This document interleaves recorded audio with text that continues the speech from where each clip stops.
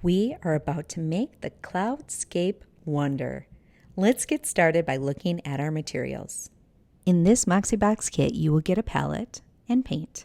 You will get 3 brushes, a large, a small, and a medium, a Moxie pencil, some tape, 2 paper towels, a 9 by 12 canvas board, carbon paper and scrap paper, and then some base paper that will protect your workspace. Let's open that up. You will also need some water.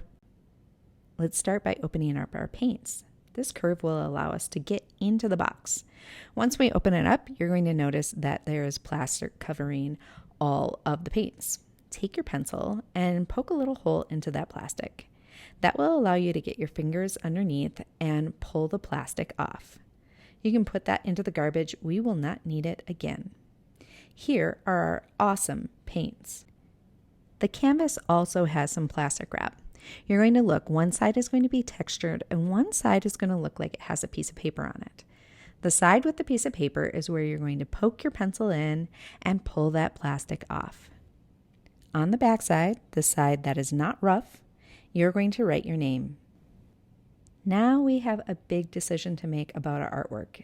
Is it going to be vertical or horizontal? Horizontal is side to side and vertical is up and down. I'm going to make mine horizontal, side to side.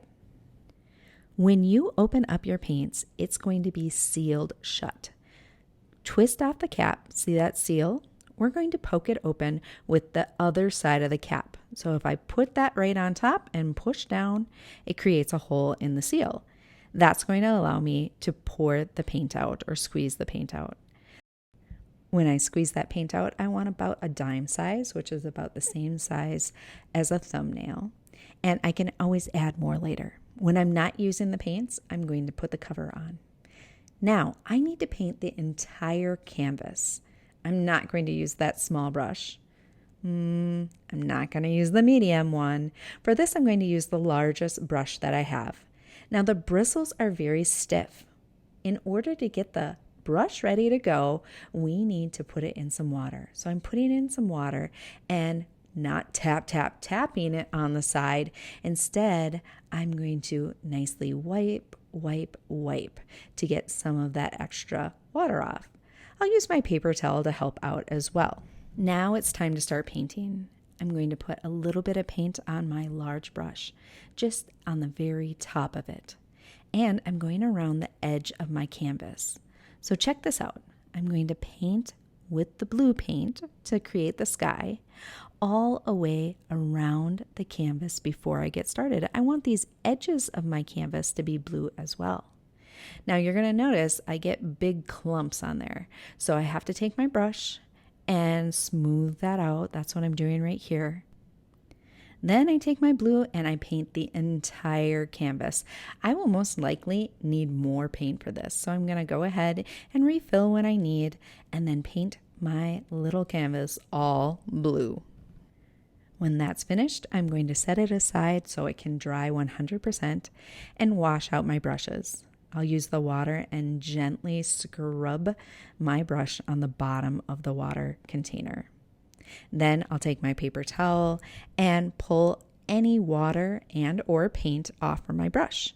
I'll repeat this method as many times as it takes to get my brush clean. Now I'm going to poke and then squeeze and get some white ready to go. Taking my brush, I'll load my brush. That means put the paint on top, and I'm using my large brush again. Now I'm going to make some circles on my canvas.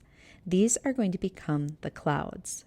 Because my canvas is already dry, the blue and the white are not interacting with each other. They're staying separate. I'm adding as many circles as I would like clouds. Now I'll get rid of that large brush, washing it out, and get my smaller brush, my medium-sized brush out, and start adding smaller circles on either side of the big circles. Now these smaller circles, I can add 1 on each side, just like I did here, or even 2 or 3 on one of the sides. That makes it asymmetrical, or not exactly the same on both sides of the cloud. I'm going to repeat this to all of them, and I'm also going to add some circles falling off from the canvas. That's going to make some clouds look like it goes beyond our canvas.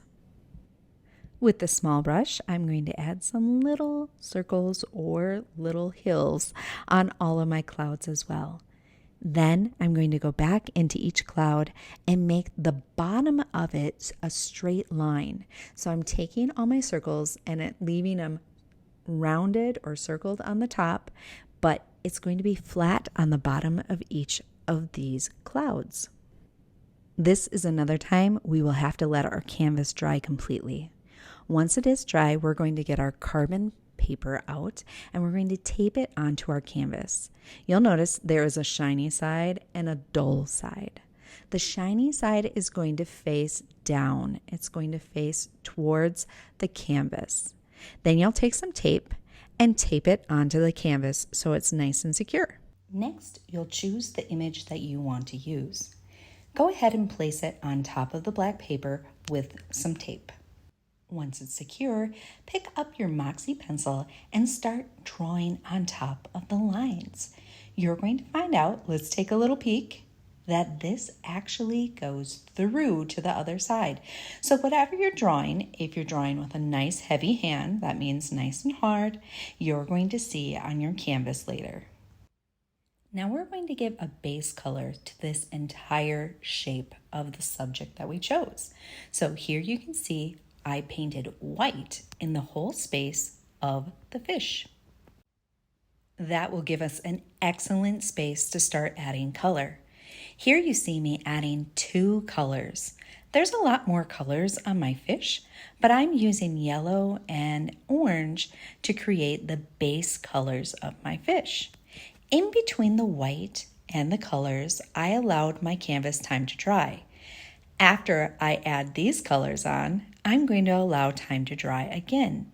And as you can see, this is actually a second coat of color.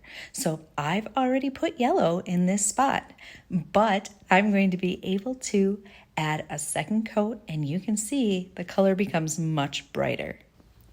After giving my canvas more dry time, do you get the picture here? We need to let the paint dry in between every layer that we add. But now that I have that done, I'm going to go in with my pencil and draw some lines for the details that I didn't include the first time.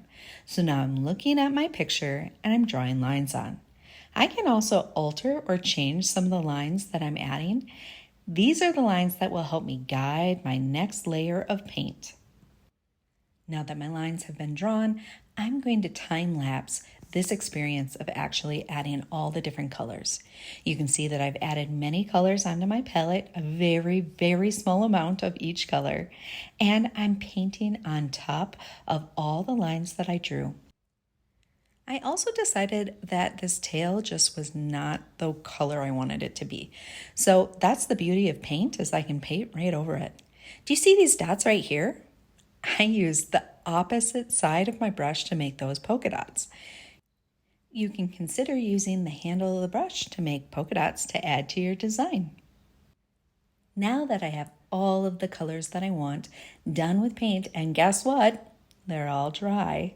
I can use my Moxie marker to outline my subject. So in this case, I'm outlining the fish. I'm using my Moxie marker to go around all the outsides and then even some of the details inside. As an artist, take a moment to look at your artwork. Are you happy with it? Maybe you want to go one step farther. This is outlining all of the clouds that you've created as well. This is optional and only if your artwork looks like it needs a little extra. Now I feel that my artwork is complete. I'm really happy with it, and I hope you will be too.